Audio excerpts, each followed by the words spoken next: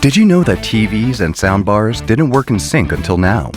But with the introduction of Q-Symphony, you'll get amazing sound output from your TV and soundbar at the same time. When your TV and soundbar play together, you will enjoy deeper, richer surround sound, and it's really easy to set up. Ready to give it a try? Just follow along. First, you'll need an HDMI or optical audio cable. If you're using HDMI, just connect the cable from the soundbar to your TV and you're done.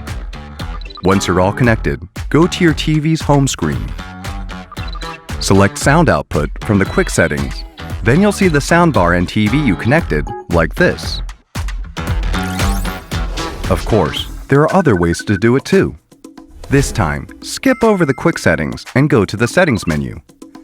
First, select settings, then sound. After that, it's the same as before. Do you see the soundbar and TV pair you connected? Just choose the TV plus AV soundbar pair, and that's it. All done. Easy, right? Q-Symphony is the best way to enjoy full-scale sound from the content you're watching.